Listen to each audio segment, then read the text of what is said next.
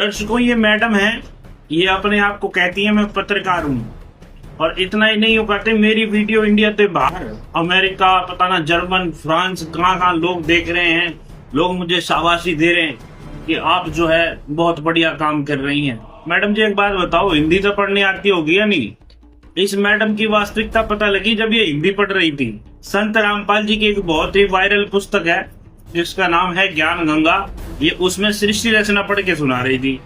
अपनी अज्ञानता से उस संपूर्ण सृष्टि रचना में कमियां निकालने की कुचेष्टा कर रही थी। उस ज्ञान में तो ये कमियां निकाल नहीं पाई, मगर हाँ, इसकी कमी का जरूर पता लग गया। लड़की का रूप निकला हुआ था, ब्रह्मा के अंदर विषय वासना उत्पन्न हो गई। ब्रह्मा के अंदर विषय, वहाँ पर एक शब्द है पूर्ण ब्रह्म, तो ये उसे पूर्ण ब्रह्मा पढ़ रही है। एक बार तो मान ली वही गलती होगी, जल्दीबाजी में पढ़ दिया होगा, फिर दोबारा सुनो आप, फिर ये उसे पूर्ण ब्रह्मा पढ़ रही है। उसके द्वारा पेट में प्रवेश करके पूर्ण ब्रह्मा कबीर देव से पेट में प्रवेश करके पूर्ण ब्रह्मा कबीर। वाह दीदी, वाह दीदी, नहीं दीदी, वाह दीदी, दीदी, दीदी। अरे मैडम जी, स्कूलिंग तो कर लेते आप पूरी, इतनी भी क्या जल्दी थी पत्रकारिता करने की? आजकल दर्शकों पता क्या है, सोशल मीडिया पर कोई यूं रील्स डालने लग गया, दो बात इधर की जान ली, दो बात उधर की, तो वो अपने अपने पत्रकार घोषित करते हैं। एक पत्रकारिता हुआ है जो गोदी मीडिया है, वो तो न्यू भ्रष्ट होगी, और ये पत्रकारिता है, ये बिना डिग्री के पत्रकार हैं। दीदी, थोड़ा स्कूलिंग पूरी करो आप, फिर ये ज्ञान पढ़ के सुनाना।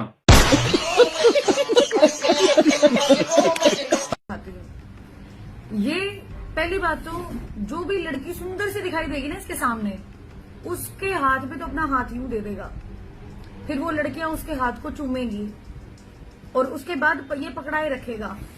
और इसके सामने आ गई कोई बुढ़ी, कोई बुजुर्ग महिला, तो उसको हल्का सा टच करके यूं सिर पे हाथ रख देगा, खुद के सिर पे हाथ रख लेगा कि ऐसी ऐसी से तो परमात्मा बचाए। अब सोच भी नहीं सकते कि इतनी गंदी मानसिकता वाली भी औरतें मौजूद हैं, और ये अपने आप को जर्नलिस्ट भी कहती है। इसकी बातों से ही पता लगता है, ना तो ये कोई पढ़ी लिखी है, ना ये कोई जर्नलिस्ट है, ये सिर्फ और सिर्फ एक बदतमीज लेडीज है, बदतमीज औरत। तेरे को पता है तो किसके बारे में बोल रही है? वो संत रामपाल जी महाराज जी की छोटी बेटी है। मतलब अब कोई अपने पिताजी के हाथ पैर भी नहीं चूम सकता, अब कोई पिता अपनी बेटी के सर पे हाथ भी नहीं रख सकता। इससे तेरी गंदी मानसिकता और तेरे अंदर जो गंद भरा पड़ा है उसका पता लग रहा है। अब संत रामपाल जी तुम्हारे जैसे जो गंदे लोग हैं ना, जो समाज के नाचक हैं, अब संत रामपाल जी तुम्हारी वास्तविकता समाज के सामने रख रहे हैं। थू है तेरे को और तेरे माता पिता को जिसने ऐसी गंदी संतान उत्पन्न करी। कबीर साहब जी कहते हैं, या तो माता भक्त जने, या दाता या शूर, नहीं तो रह जा बांझड़ी क्यों व्यर्थ गवावे नूर। ऐसी संतान पैदा करने से अच्छा तो माता बिना संतान के ही रहे। कि तेरे जैसों के बारे में बोला है, बदतमीज औरत। इस जाहिल औरत की सुनो जी एक बार, क्या कह रही है अब ये। मुझे वीडियो बनाने से पहले कोई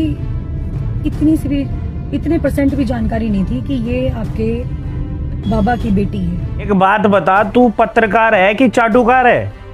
और तू सफाई दे रही है कि मुझे नहीं पता था संत रामपाल जी की बेटी है। तेरी गंदी मानसिकता, कैसे विचारों की है तू, ये दुनिया को पता लग गया। थू है तेरे पर।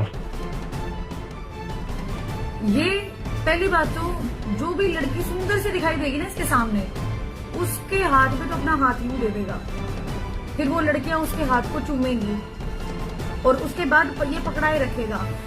और इसके सामने आ गई कोई बुढ़ी, कोई बुजुर्ग महिला, तो उसको हल्का सा टच करके यूं सिर पे हाथ रख देगा, खुद के सिर पे हाथ रख लेगा कि ऐसी ऐसी से तो परमात्मा बचाए। मतलब वो संत रामपाल जी की बेटी है तो अब सफाई देने आ गई।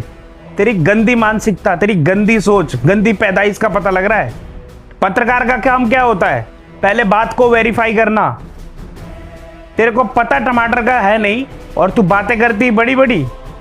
और सुन ले एक बात, परमात्मा की वाणी है, बहुत प्यारा बालक माँ का, उससे बढ़कर शिष्य गुरुआ का।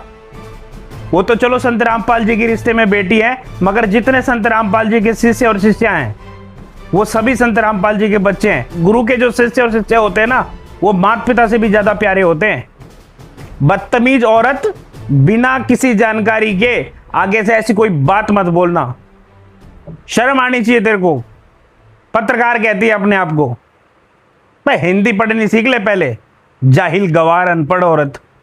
लो जी, इस अनपढ़ की सुनो अब। आप सभी मुझसे चाहते हैं, जो रामपाल के अनुयायी हैं, कि मैं बाबा रामपाल से माफी मांग लूं। माफी तो तने मांगनी पड़ेगी। मैं मांग लूंगी माफी, लेकिन मेरी एक शर्त है। मेरे और मेरे साथ कुछ लोगों के कुछ सवाल हैं जो हम चाहते हैं कि उनका जवाब रामपाल ही दें। अगर रामपाल जी हमारे सवालों के जवाब संतोषजनक दे देते हैं और हम संतुष्ट हो जाते हैं, तो हम खुद उनके सामने माफी भी मांगेंगे। तूने ये जो उठपटांग बातें कही है, इससे पहले सोची थी? उठपटांग बोलने से पहले तूने ये बात क्यों नहीं सोची? पहले तू सारी बकवास कर ली, अब न्यू करिए मेरे सवालों का जवाब दे दें तो मैं माफी मांग लूंगी। क्या है तू, तेरे सवालों का जवाब देंगे? पढ़ना तने नहीं आता, बोलना तने नहीं आता, सोच तेरी अच्छी नहीं, तेरे सवालों का जवाब दे दे। सवाल पूछने का तरीका होता है। तेरे को पता है कितने बड़े बड़े पत्रकार जो कई वर्षों से बड़े लेवल पर पत्रकार हैं, वो चाहे द हिंदू के पत्रकार हों और भी आसपास के सारे हिसार के आसपास के सारे पत्रकार, जाके उन्होंने सवाल पूछे हैं और संत रामपाल जी ने उनका जवाब दिया है। तेरी तरह बदतमीजी तो नहीं करी उन्होंने। अब तेरे सवालों का जवाब दे दें। ये अपनी गंदी सोच जग में जाहिर करने से पहले तू सवाल पूछ लेती, या तेरे को मना करा था किसी ने? अब तू टीम के साथ जाएगी। तू तो इस डाकू की बात में आ गई, जिस डाकू का जीवन का इतिहास देखो, पता नहीं कैसे कैसे अपराधों से भरा पड़ा है। मेरे सवालों का जवाब दे दो। तरीका होता है, पहले माफी मांग कि अब तक मैंने जो कहा है उसके लिए मैं क्षमा याचना करती हूँ, उसके बाद देखेंगे महाराज जी तेरे सवालों का जवाब देना है कि नहीं देना। अनपढ़ औरत बनने चली पत्रकार।